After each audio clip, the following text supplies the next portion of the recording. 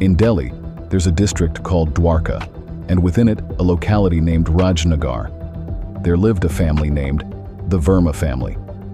The family had 4 members: Nean Verma, his wife Pushpa, their son Nean, and Nean's wife, Pooja.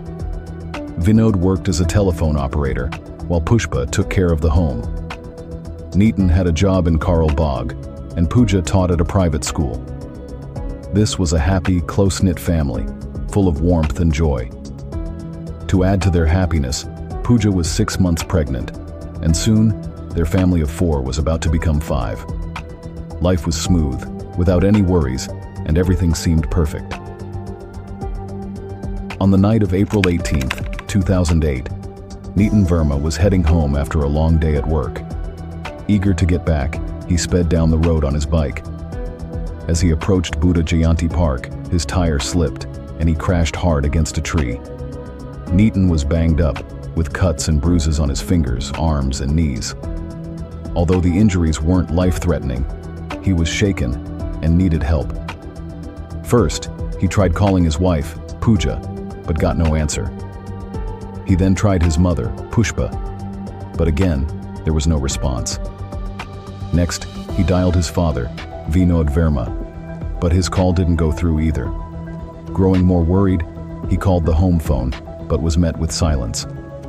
Feeling increasingly anxious, Nean reached out to his uncle Vijay around 12:04 a.m. He explained the accident and asked Vijay to come and pick him up. He also requested Vijay to check on his family to make sure everything was okay, since he hadn't been able to reach anyone else.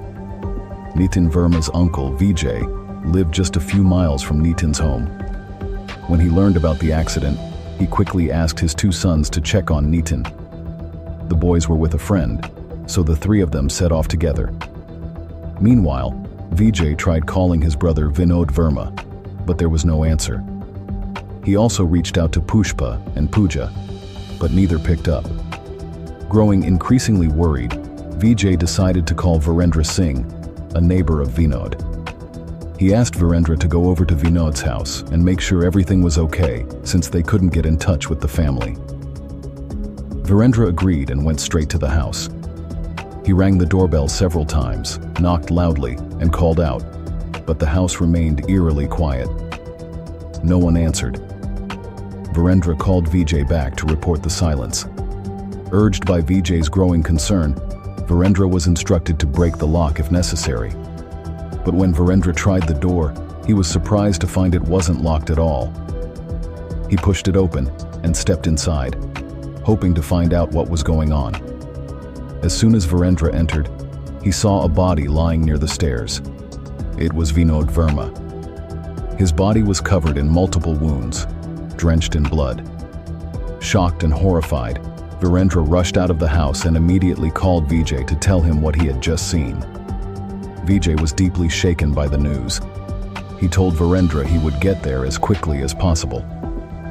Vijay's house was only about 1 or 1.5 kilometers away from his brother's place. Vijay quickly rushed to Nean Verma's house.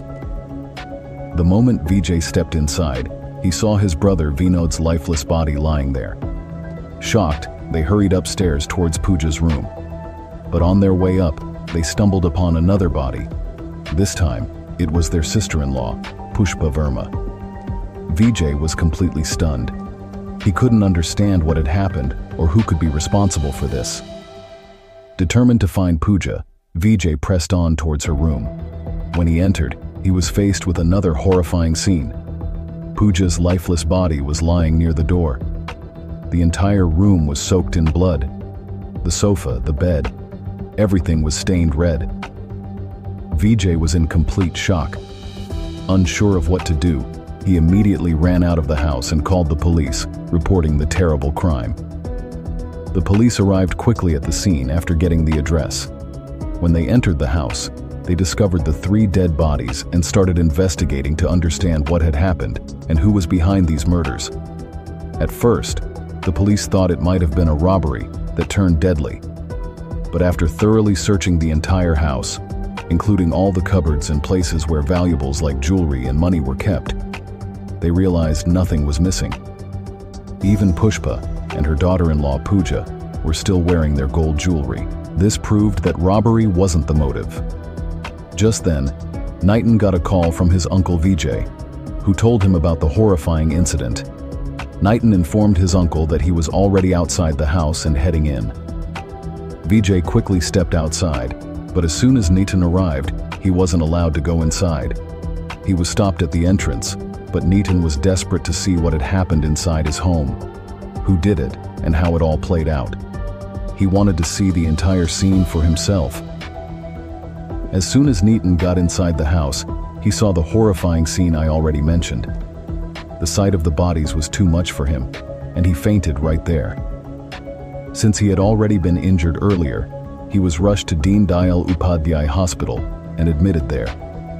His condition seemed to be getting worse. Meanwhile, as the police examined the bodies, they found that all three had been attacked multiple times.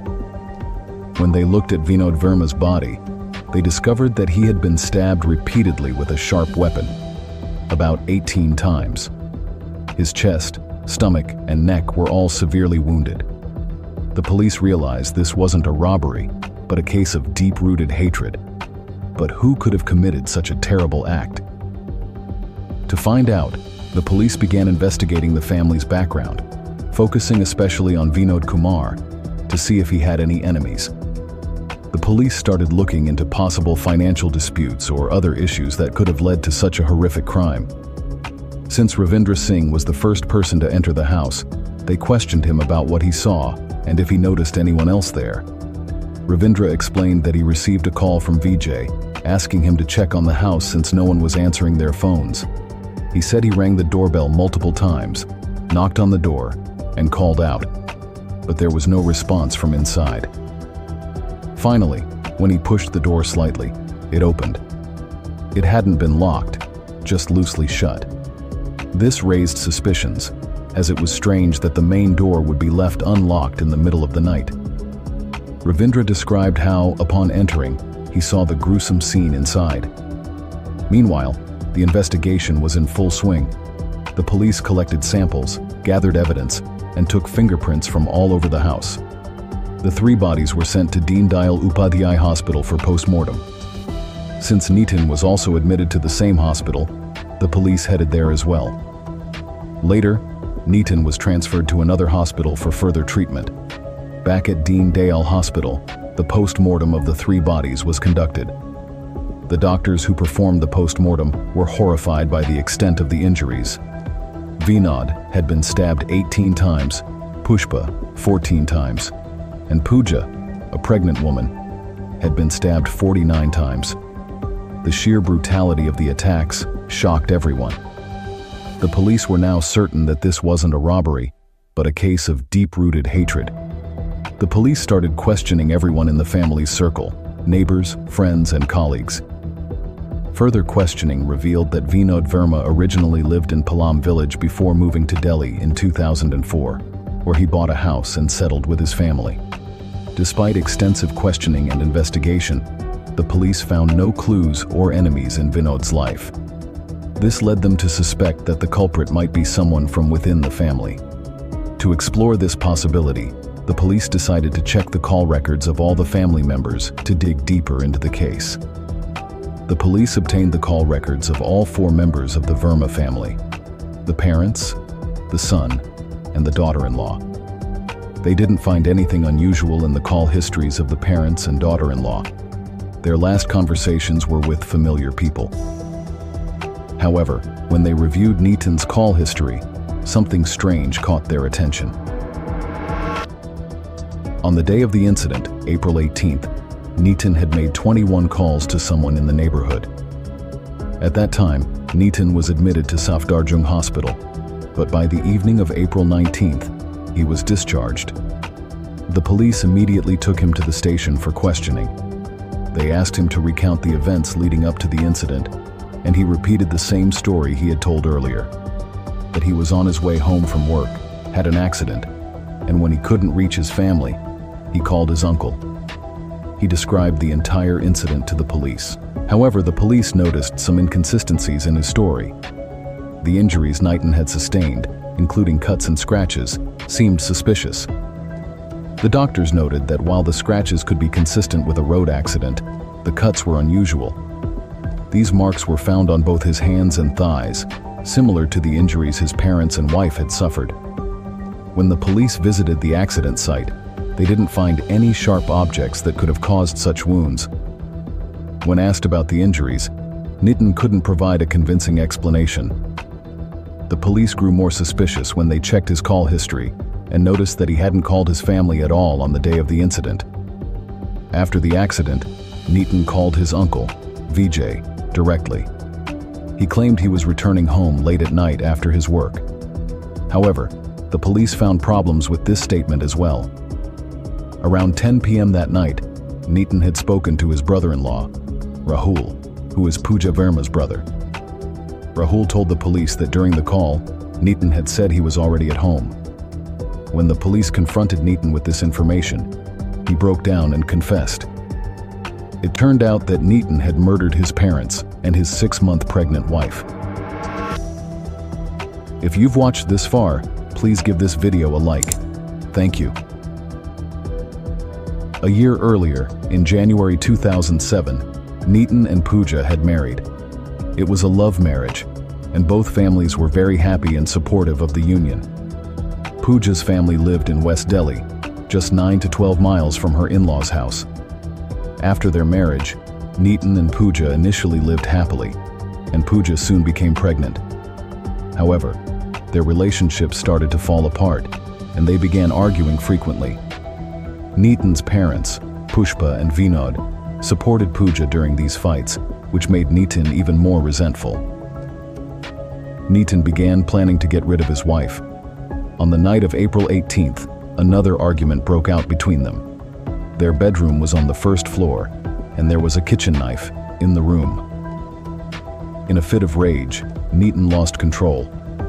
Although he had been plotting to kill his wife for the past 10 days, the act happened in a moment of uncontrollable anger. Nean attacked his pregnant wife with the knife, stabbing her 42 times without stopping, violently slashing her throat, and covering her body with knife wounds. When Nean's mother, Pushpa, heard the commotion from the first floor, she rushed to her son's room and tried to stop him. But in his rage, Nean turned on his mother and attacked her with the knife too. Pushpa tried to defend herself, but she stumbled onto the sofa, and Nean stabbed her 14 times. Hearing his wife's screams, Nean's father, Vinod, who was on the ground floor, called out to ask what was happening. Because of some health issues, Vinod couldn't climb the stairs, so he shouted from below. Hearing his father's voice, Nean, now covered in blood, went downstairs and started attacking his father as well, stabbing him 18 times. During the struggle with his parents and wife, Nean also got injured by the same knife as they tried to defend themselves. These terrible events happened between 9:25 p.m. on April 18th. After the murders, Nean fled on his bike. He threw away the blood-stained vest he had been wearing, along with a towel and the knife, near the railway tracks close to Palam. To cover up his crime, Nean staged a fake accident by deliberately crashing his bike to get minor injuries, making it look like he had been in an accident. At 12:40 a.m., he called his uncle Vijay and falsely claimed that his family wasn't answering the phone, even though he hadn't actually called them. The investigation uncovered a startling fact. On the day of the murders, Nean made 21 calls to a girl named Ragini, who lived nearby. Ragini was 19, while Nean was 28. Nean and Ragini had been in a relationship even before Nean married Pooja. Despite his marriage, Nean continued seeing Ragini. When he and Pooja married, Ragini was only 19, and by the time she turned 20, Nean planned to marry her legally after eliminating Pooja. No one was aware of this secret affair, not Ragini's family, Nean's family, or even Pooja.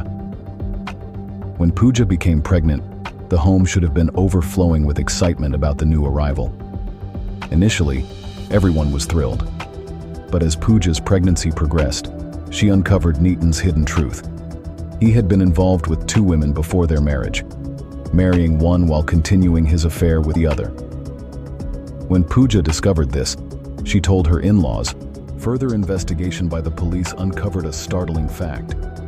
Nean Verma was not actually the biological son of his parents, but was adopted. When Nean was a newborn, his biological parents abandoned him in the trash. Vinod and Pushpa welcomed the child with open arms since they had no children of their own at the time. The story was known only to a few people, including Uncle Vijay, but most, including Pooja, were unaware that Nean was adopted. Despite being raised with love and care, Nean ended up murdering the very parents who had rescued and raised him, all for the love of a young girl. Based on Nean's confession, the police recovered the blood-stained vest, towel, and knife from near the railway tracks, with Nean's fingerprints found on the knife. A charge sheet was filed, and court proceedings began, with Ragini also called to testify. The police said that on questioning the Ragini, the police realized that she wasn't aware of his intentions. He had only told her that they both would go off to some other place and start life afresh. His parents were not initially aware of his affair, but after Pooja got to know, the whole family knew about it. About 32 people testified, and strong evidence was presented. On August 16, 2012, Nean was found guilty of the murders. On September 4, 2012, the Sessions Court sentenced him to death, calling him a threat to society. However, Nean appealed to the High Court. On September 6, 2013, his death sentence was commuted to life imprisonment, as the court considered his actions driven by rage and noted his lack of a prior criminal record. Nean Verma is now serving a life sentence. That wraps up our story. Let us know what you think in the comments. Like and share the video. And don't forget to subscribe and hit the bell icon.